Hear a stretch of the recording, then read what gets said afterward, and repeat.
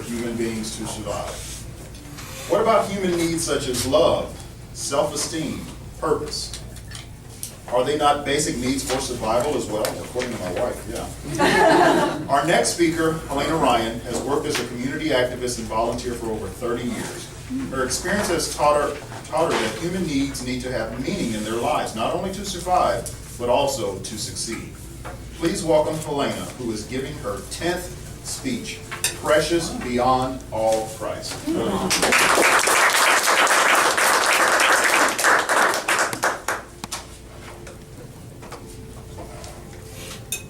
Good morning. Good morning. Good morning. We have someone very special in the audience today. It is you.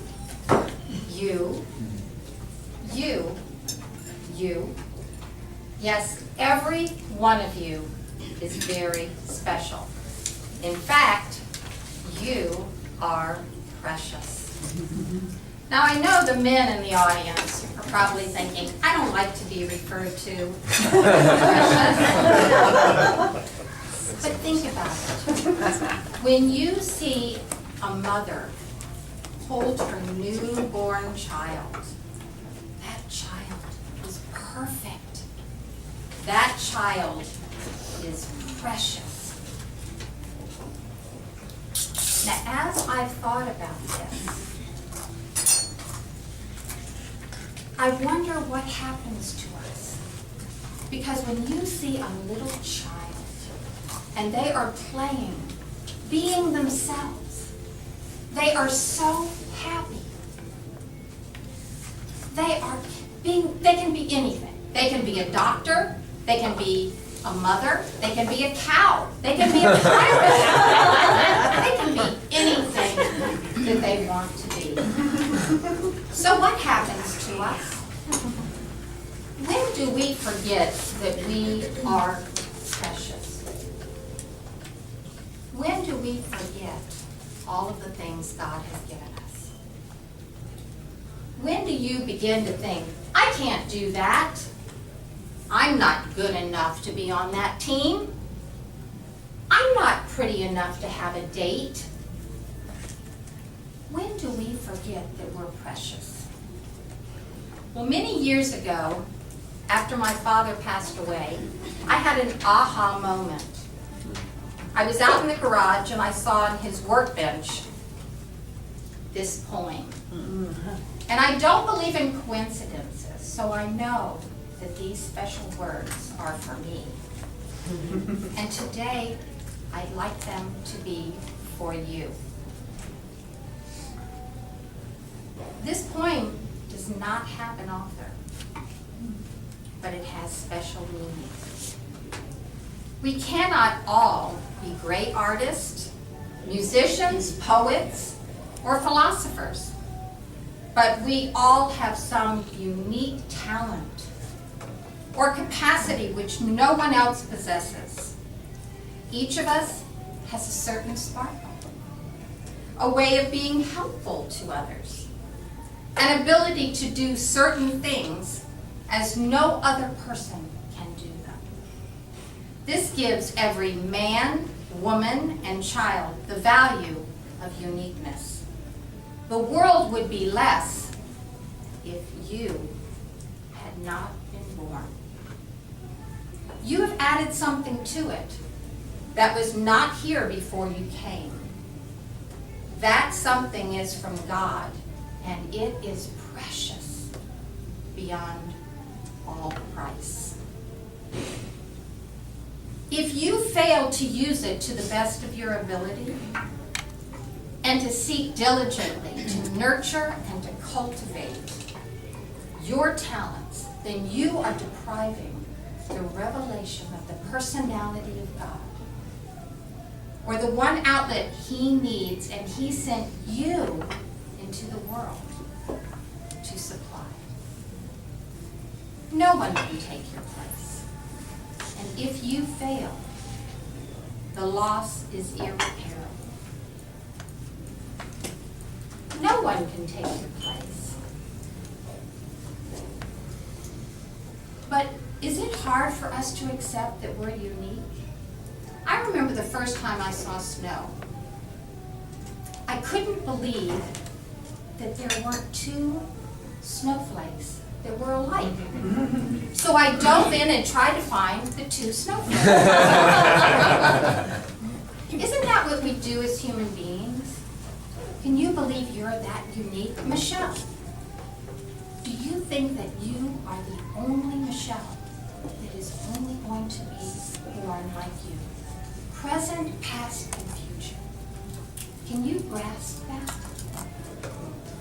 And that you have a special talent that you and you alone can cultivate.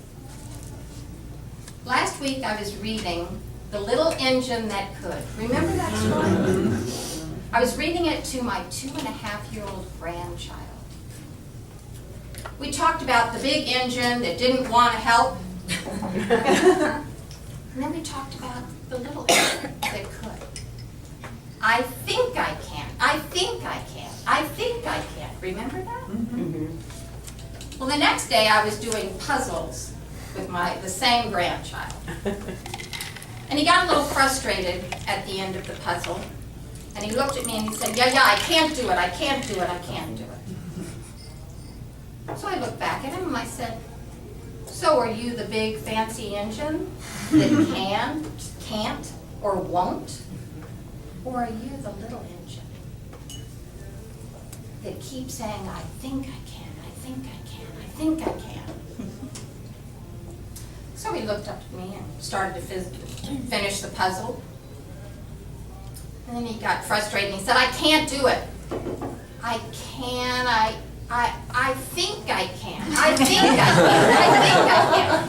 And for the rest of the puzzle making, he used that phrase. And he finished the puzzles with such joy. He knew that he was precious. He remembered that he was precious. That's what makes the difference in our lives. So do you add something to this world? This weekend, I'm going to a birthday party. It's my cousin Lisa.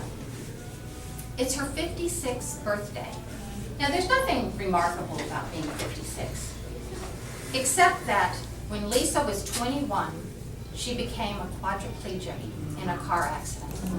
So for the last 35 years, Lisa has been a quadriplegic. Everybody else making decisions for her. But she told me a long time ago, she said, I had a decision to make. I could die slowly with pity, or I could live fully with joy. And for 35 years, she has been such a joy to our family, to our friends, to anybody that meets her, including doctors and nurses. They come in her room to get inspiration. She knows that she's added something special to this world. She knows she is precious. Now, a year and a half ago, I came to the articulators to learn how to better communicate. When I walked in those doors, I was greeted so royally. I felt special. Then you asked me to participate in table topics. I didn't know what table topics were. Like, yeah, sure. But I knew by looking around the room that every single person wanted me to succeed. And succeed my way, in my talent. You have been special to me. The impact that each one of you has had on my life has been amazing. You are special. You value yourselves, and it is very evident that you value others.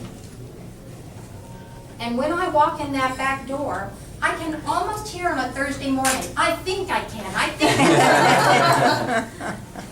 can. So when you walk out those doors this morning, remember how special you are. In fact, remember, even the guys, how precious you are. No one can take your place.